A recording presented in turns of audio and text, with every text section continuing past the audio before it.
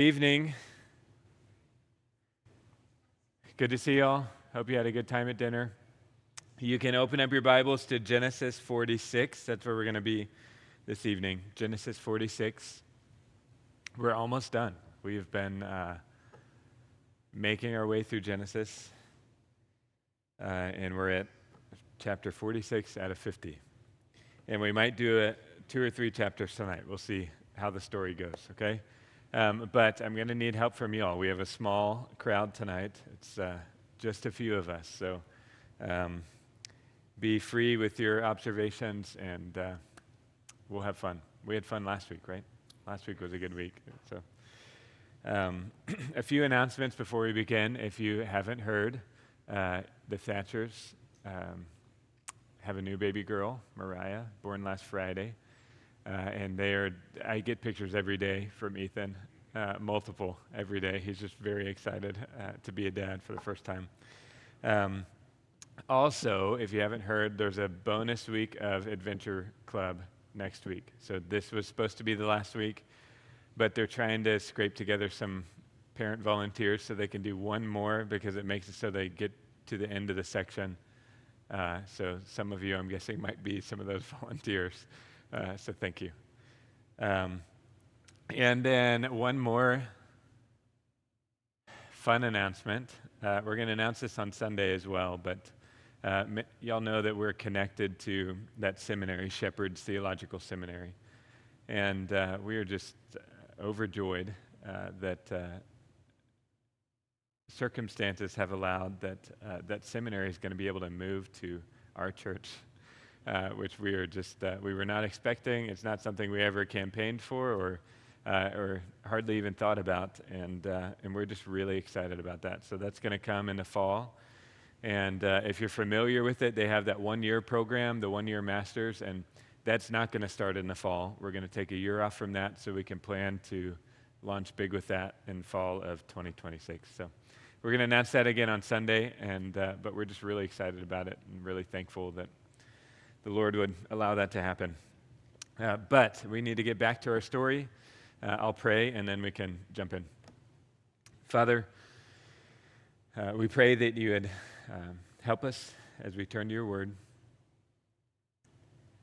Help us remember the things that we've seen. Help us trace your character and your goodness, your faithfulness.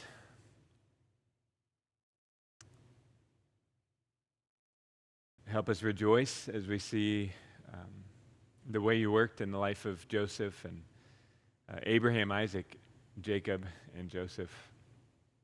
Help us remember your faithfulness to them, and help us give you glory for the way that you're keeping your promise.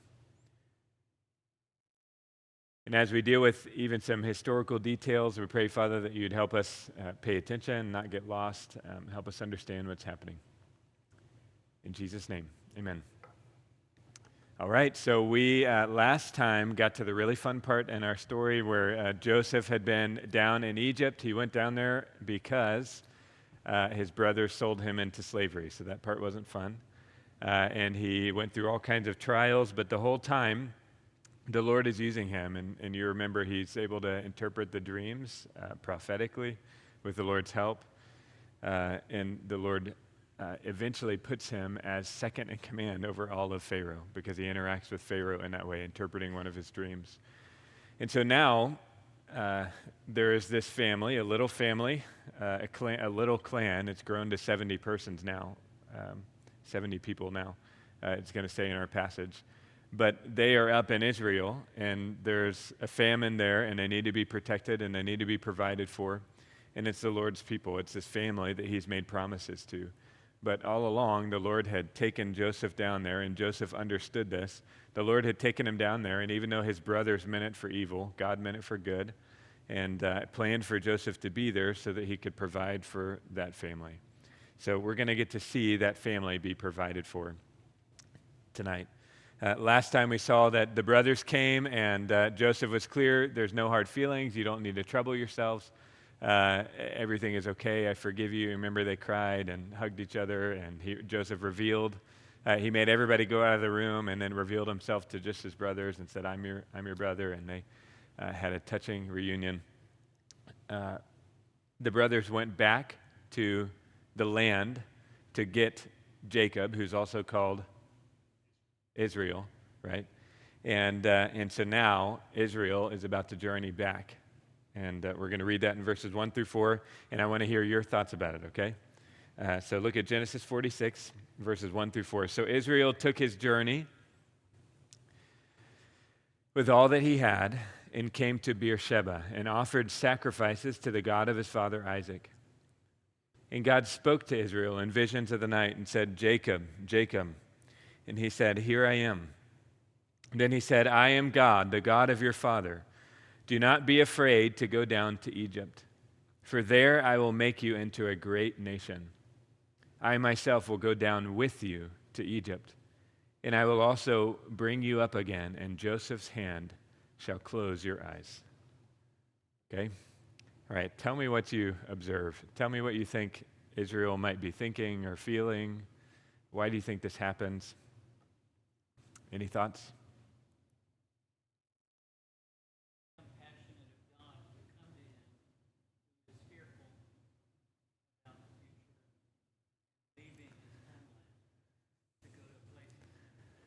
Yeah, I agree. He comes compassionate of God. That's what Ramiro said, to come and speak to him in this moment as he's fearful to leave. Yeah.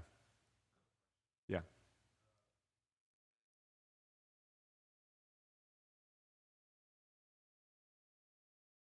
What do you guys think that means? Yeah, I think so. I think he's going to get to go down and meet Joseph, which, remember, he still hasn't seen Joseph. The brothers have seen Joseph. But he's going to go get to see Joseph, who he hasn't seen in 2 decades, thought he was dead. And so there's already going to be a touching reunion there. We're going to see in a little bit. But I think you're going to get to be with Joseph for the rest of your life, I think is the effect of it. So I don't think you're going to get there and right when you're there, you're going to die and Joseph's going to close your eyes. I think you're going to get to go see him and he's going to live 17 more years after that. And so it's a way to say, this son that you lost, that you love so much, you're never going to be apart from him again, you know.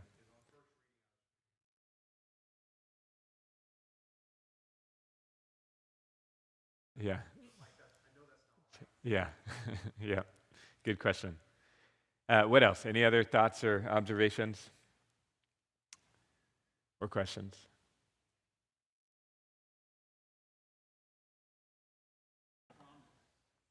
Yeah.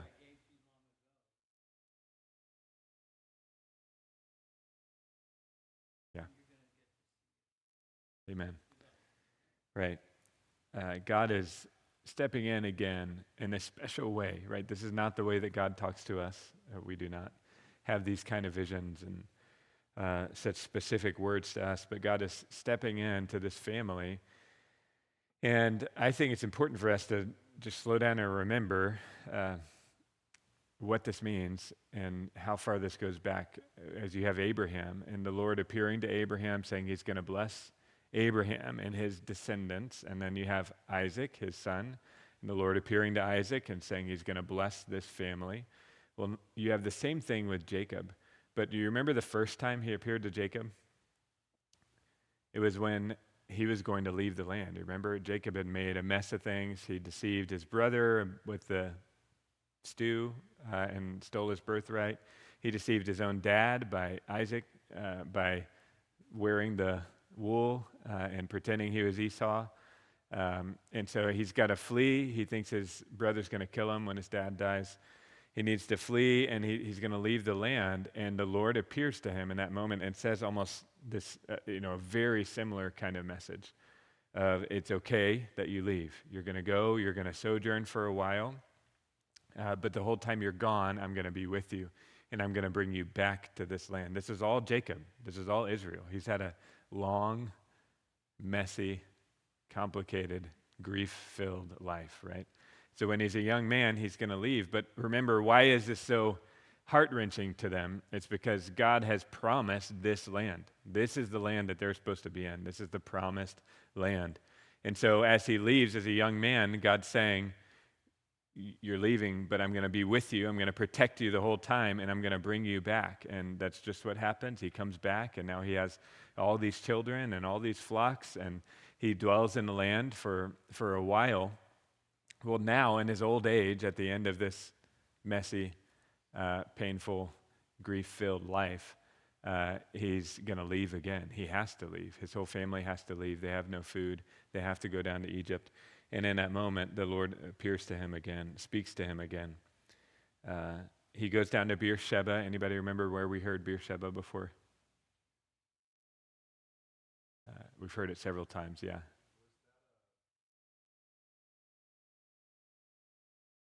No, we're going to get to that. That's a good point. We do need to remember that. But Beersheba is in the land of Israel still. This is a map of Israel right here, okay?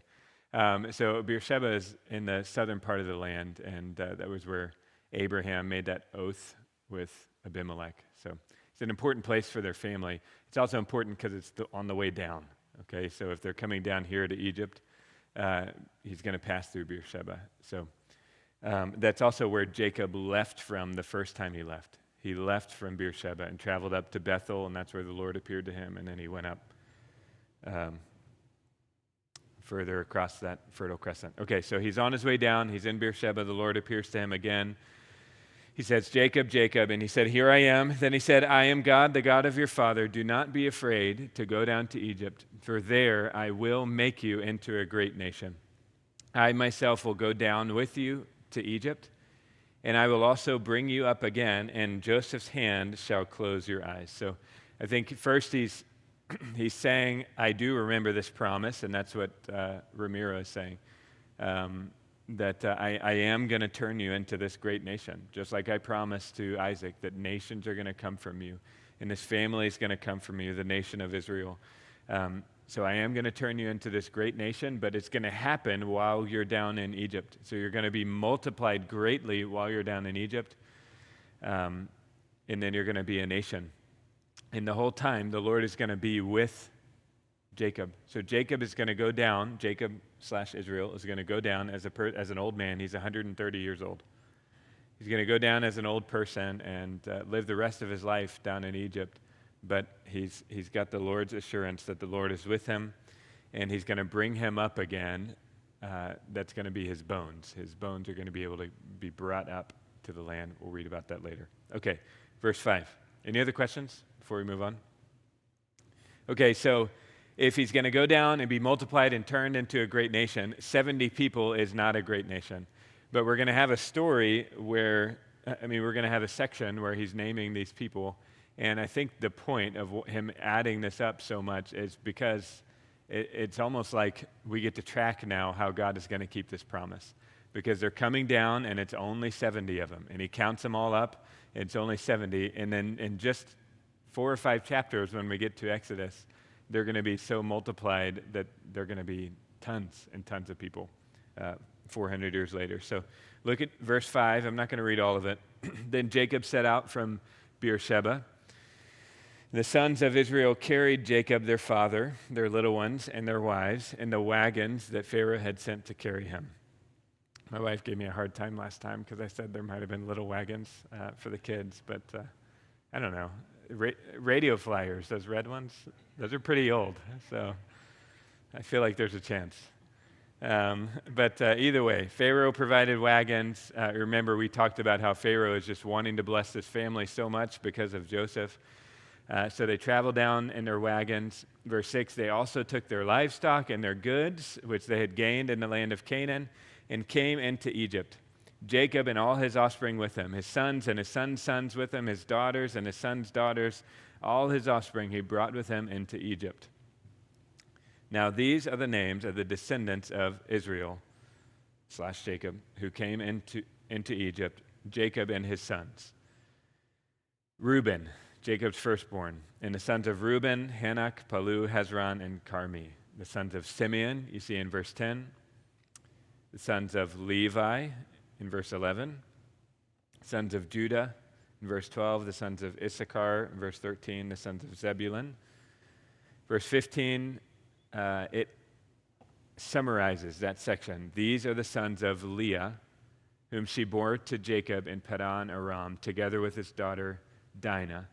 Also his sons and his daughters, altogether his sons and his daughters numbered 33. Okay, so that's kind of our first chunk, and it doesn't put them in birth order in total. It groups them by the wife that he had these children through in this messy life where he got the wrong wife and the servants got involved in all of that. So, but for that first wife, Leah, she in that group, there's 33. You can see it follows the same pattern in 16 through 18 with Gad and Asher. And then verse 18, these are the sons of Zilpah, whom Laban gave to Leah his daughter, and these she bore to Jacob, 16 persons. Verse 19, the sons of Rachel, Jacob's wife, Joseph and Benjamin. And to Joseph in the land of Egypt were born Manasseh and Ephraim, whom Asenath, the daughter of Potiphar, the priest of On, bore to him. And the sons of Benjamin there. And then we have our summary there, verse 22. Don't fall asleep. Okay, keep paying attention. These are the sons of Rachel who were born to Jacob, 14 persons in all. And then we have the last chunk in 23 through 27. Dan, Naphtali, 25, sorry. These are the sons of Bilhah, whom Laban gave to Rachel, his daughter. And these she bore to Jacob, 7 persons in all. Okay, anybody do the math? 70, right? Okay, so if you add that up, 33, 16, 14, and 7, it adds up to 70. And then we have a big summary in 26 and 27. All the persons belonging to Jacob who came into Egypt who were his own descendants, not including Jacob's sons' wives, were 66 persons in all. And the sons of Joseph who were born to him in Egypt were 2.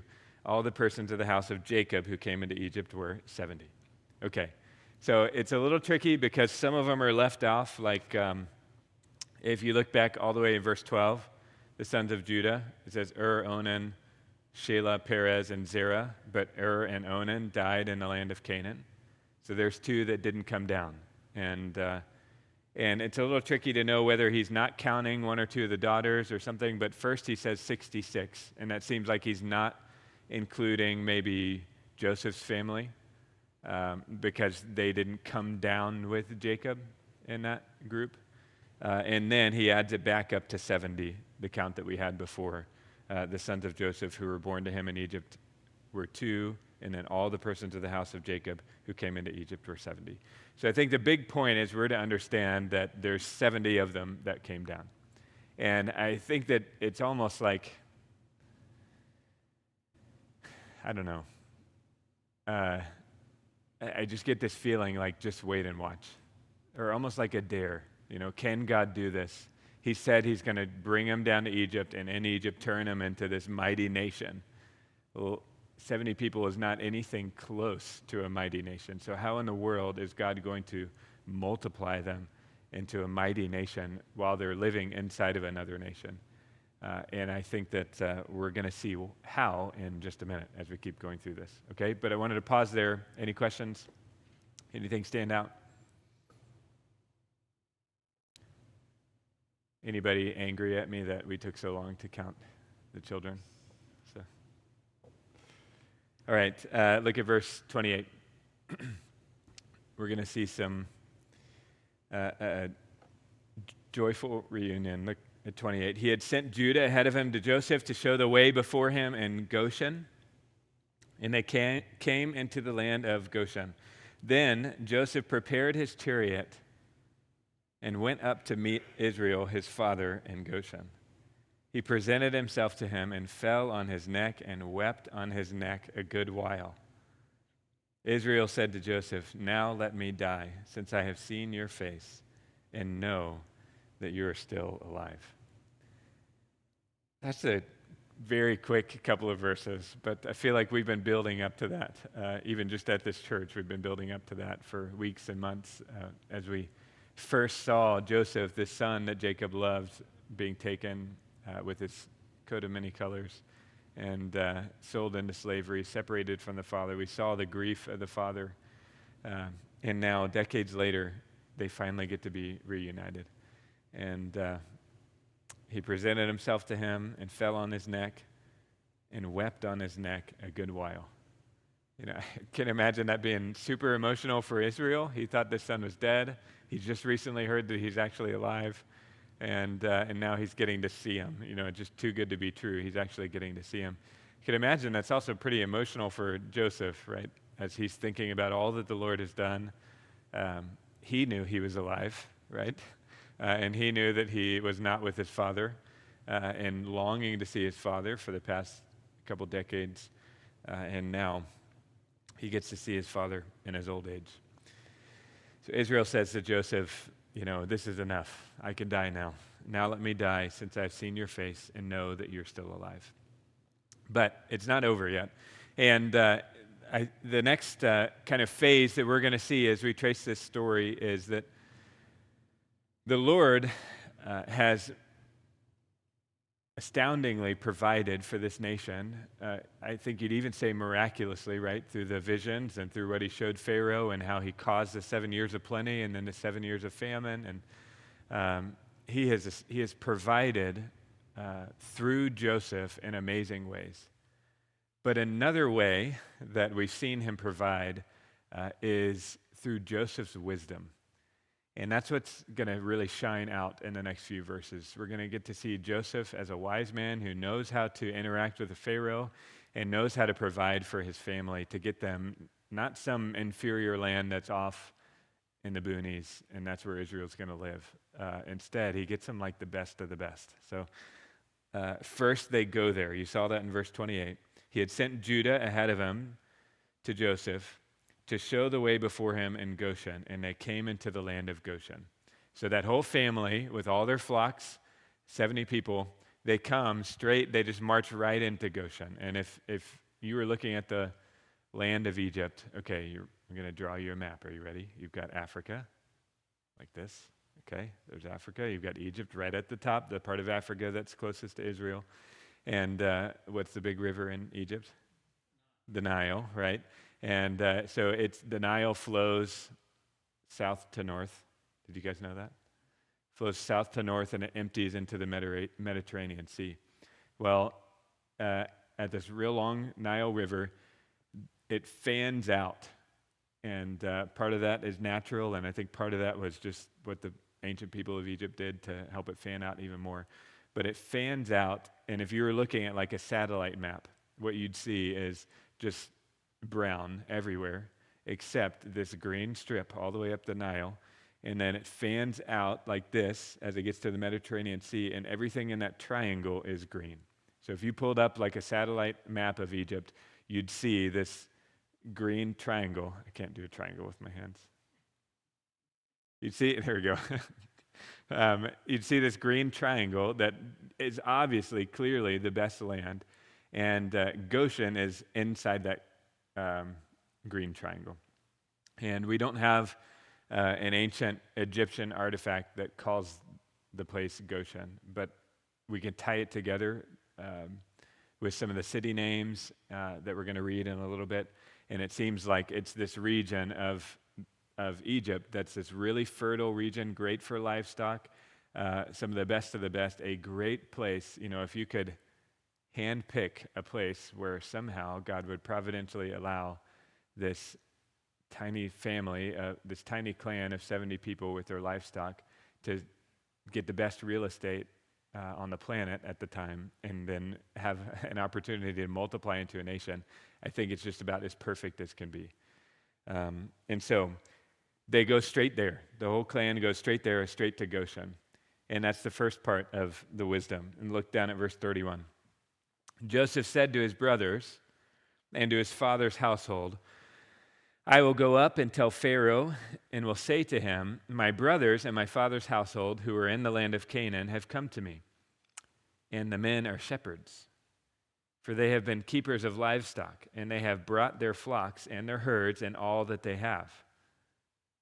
When Pharaoh calls you and says, what is your occupation? You shall say, your servants have been keepers of livestock from our youth, even until now, both we and our fathers, in order that you may dwell in the land of Goshen, for every shepherd is an abomination to the Egyptians.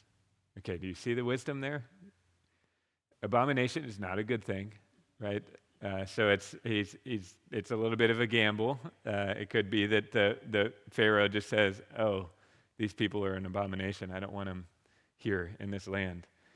But I think you can see Joseph's gamble, right? Is they all went to Goshen. They're already all there, a whole bunch of abominable shepherds, and they're already there. And as he talks to Pharaoh, he says, "Yeah, my whole family were shepherds. That's what we do," which is true.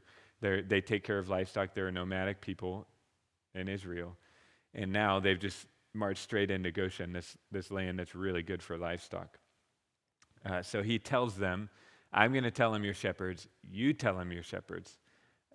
And they'll want to leave us alone, I think is the point. They'll let us have our community of Israel in this nation of Egypt. So look at chapter 47, verse 1.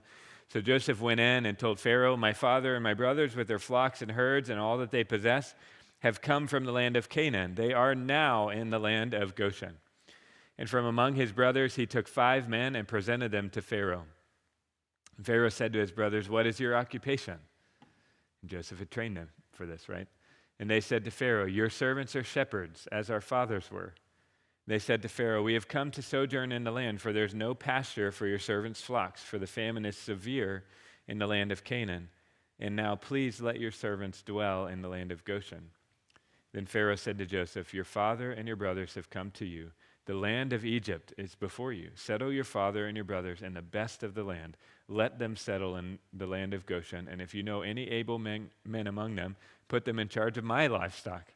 So it's even better than they thought, right? So Pharaoh says, "Yes, you can have this." And again, I just think it should almost make us shiver a little bit at just how perfectly providential this is and how amazing it is that the Lord is providing for his people in this way. Yeah.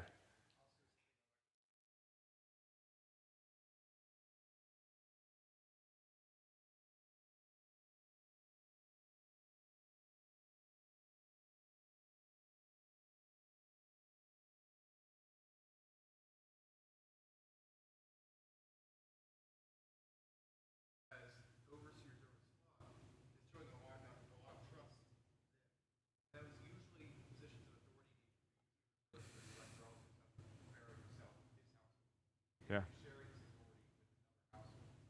Yeah.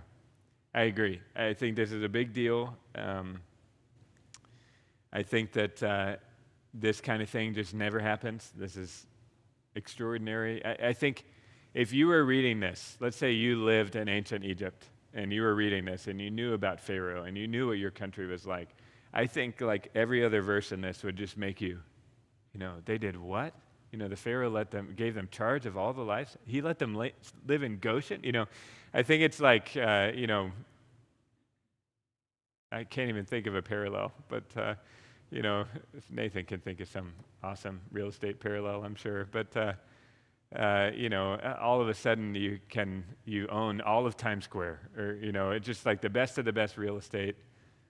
What's the thing around the park in New York? Isn't that like the most expensive real estate ever around Central Park in New York? Yeah. Anyways, what if they just gave Central Park to our church? And they said, "Redeemer Baptist Church, you're a little bit more than 70 people, and Central Park in New York City is forever yours." We'd be like, "What?" That's crazy. And I think that's this the Lord is providing for them. Did somebody have something? Yeah, Eric?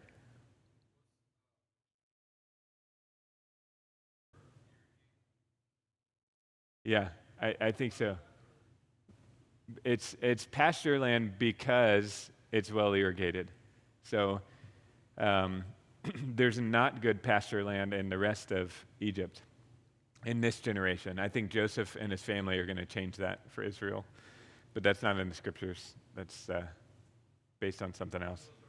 But yes, in this little region. So I think they expand it. I think Israel being there is also going to be really good for Egypt.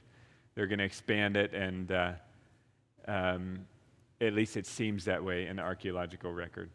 But I think the land is already green, fertile, great inside this fan as the river spreads out and waters that land. It's a really fertile land.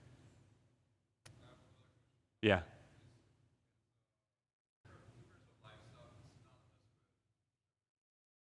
Yeah, I think so. I think the point is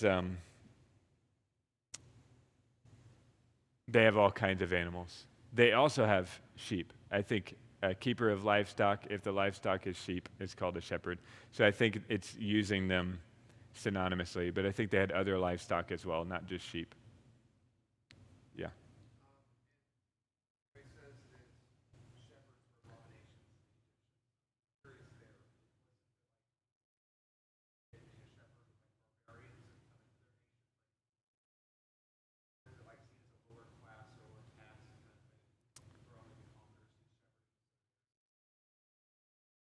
Yeah. You know, there's a good reason for that, and I can't remember. It might have been something religious, but I think it's something just that they're dirty. I think they're unclean. The dirty lifestyle. Yeah. Yeah. And so, again, it seems like, well, that's not a great setup. Now they have to go live among this people, and the people are going to think that they're not cool. They're dirty and they're abominable. But I think the text is presenting this is as perfect as can be, because now they're not going to be bothered to go and be household servants or spread out across the nation and put into slavery yet. We're going to get there eventually. But for at least a while, for generations, I think they're going to be left as a nation to kind of do what they want to do. They're not going to come into contact that much with the Egyptians, because the Egyptians don't want to come into contact with them. And so I think they get to form their community inside this wonderful land, inside the land of Egypt. Okay? Let's keep going. Look at verse 7. Then Joseph brought in Jacob, his father, and stood him before Pharaoh, and Jacob blessed Pharaoh. And Pharaoh said to Jacob, "How many are the days of the years of your life?" And Jacob said to Pharaoh, "The days of the years of my sojourning are 130 years. Few and evil have been the days of the years of my life, and they have not attained to the days of the years of the life of my fathers and the days of their sojourning." And Jacob blessed Pharaoh and went out from the presence of Pharaoh. What do you think about that? Any thoughts or questions there? Anything odd? Yeah.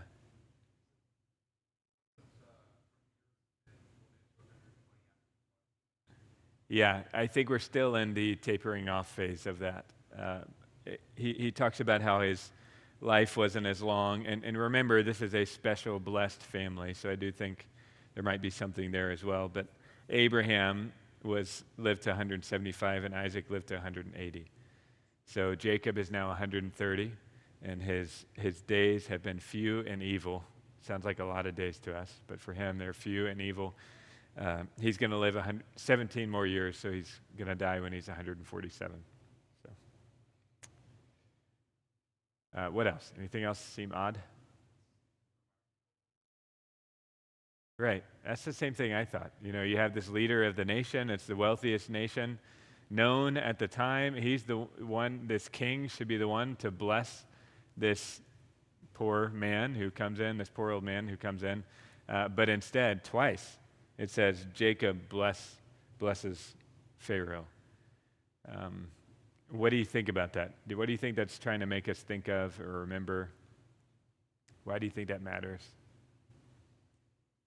Ramiro?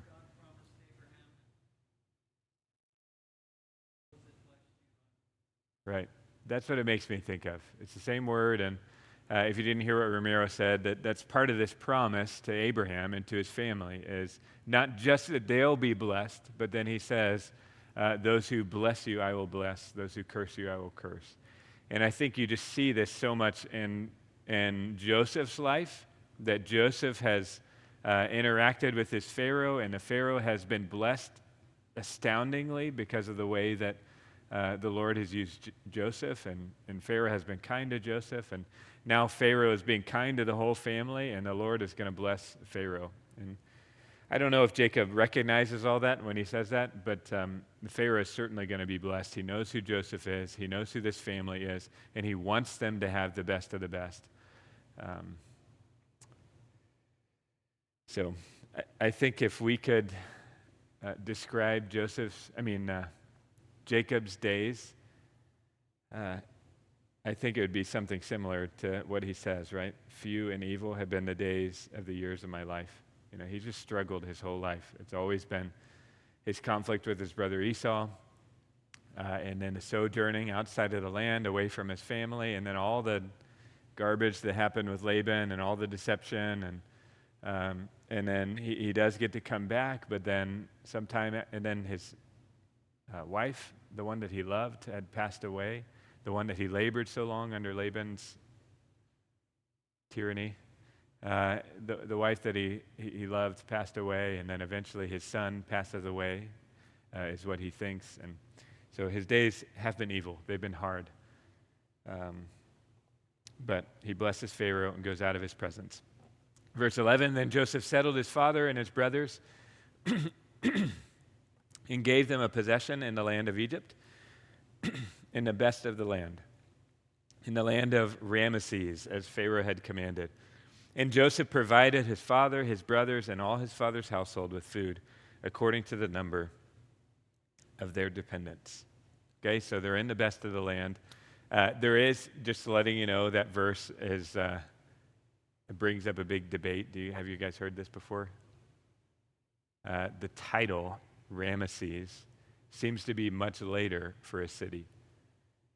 Because there wasn't a pharaoh named Ramses until much later, after the life of Moses. So, of course, you can imagine that unbelievers would point at that and say, you see, that the Bible's a forgery. It couldn't have been written when they say it was written. There must be a mistake here. Now we know that all along they made up what was in the Scriptures. And I, of course, don't think we need to go there. I think there's plenty of good explanations. It could have been that there is a name like this before there was a Pharaoh Ramses. It could be that as Moses and Joshua are still alive, as they're writing these first 5 books of the Bible, that they're able to update a name. Maybe it had a name that was no longer its name, and they're able to update that name. I think all of those are reasonable. Did you have something? Yeah. Yeah.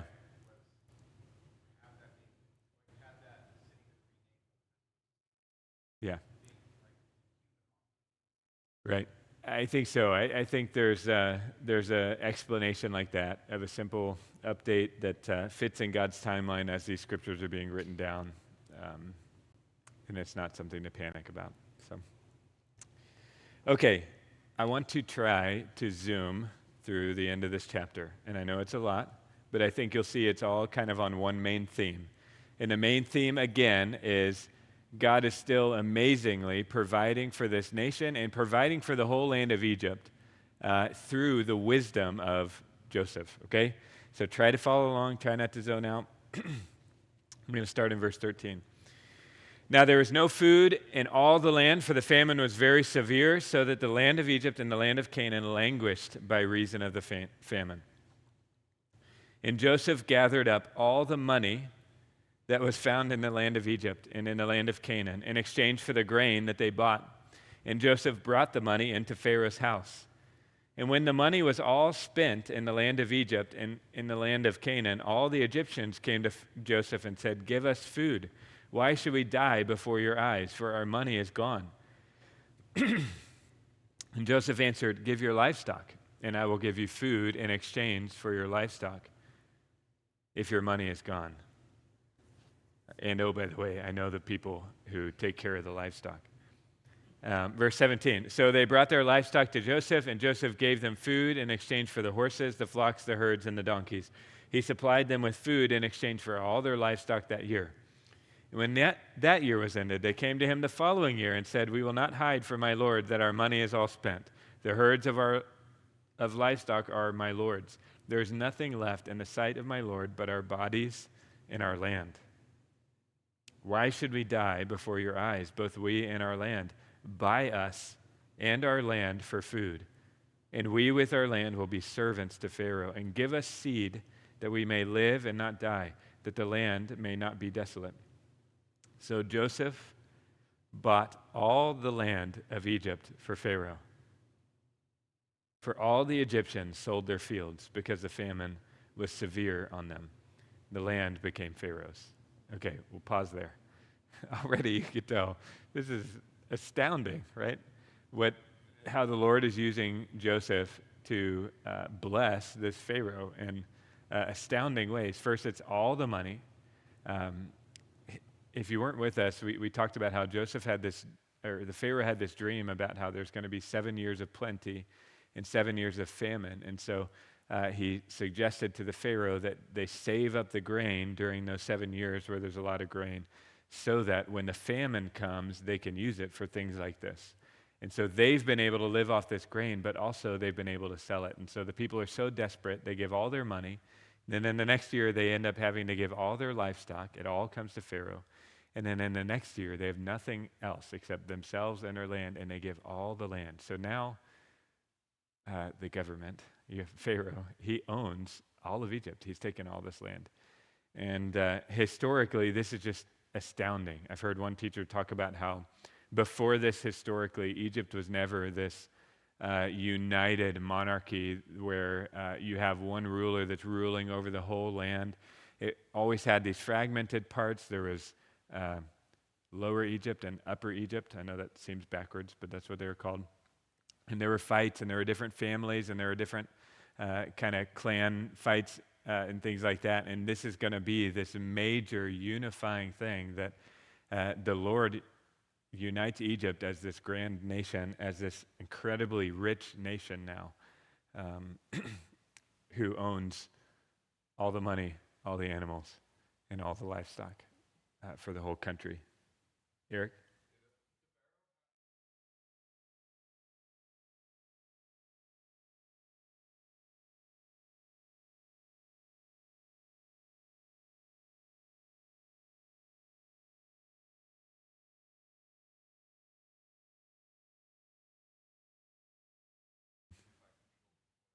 Yeah, I want to say no. I think I remember that teacher saying that there wasn't a strong central government and there weren't strong taxes or tariffs or things like that. So I think we're about to read that in just a minute. So that's what's going to be new. As they own all the land and all the money, it doesn't work if all the people die. You can't really have a strong nation if everybody dies. So look at verse 21. As for the people, he made servants of them from one end of Egypt to the other.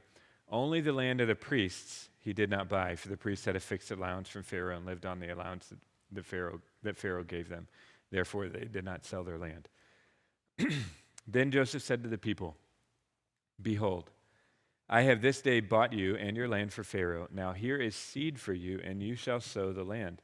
And at harvest you shall give a fifth to Pharaoh, and 4/5 shall be your own, as seed for the field, and as food for yourselves and your households, and as food for your little ones." And they said, "You've saved our lives. May it please my Lord, we will be servants to Pharaoh."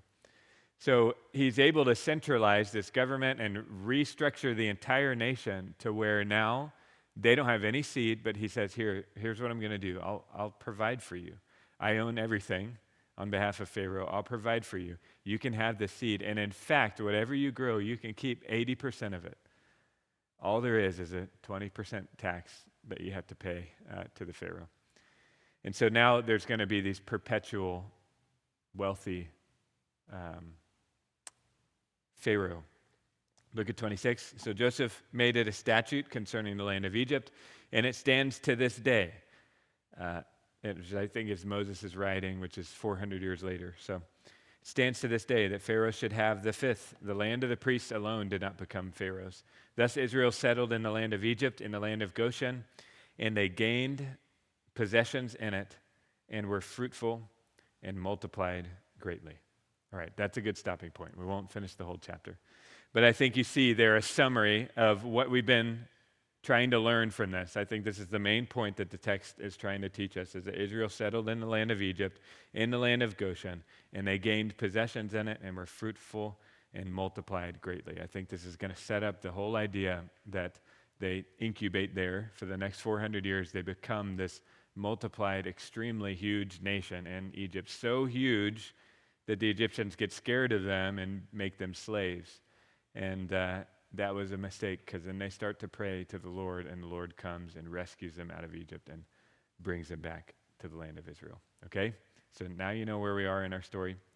I know that tonight was more historical details than we're used to, but you did a great job holding on and participating and paying attention.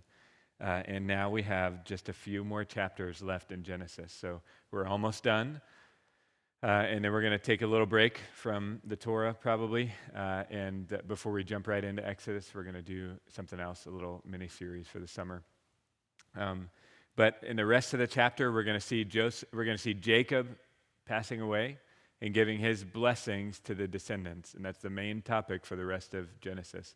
After he passes away, Joseph will again mention that idea. This is the Lord's doing. He brought me here. You meant it for evil. God meant it for good. He's taking care of us as a family. Okay? So let me pray.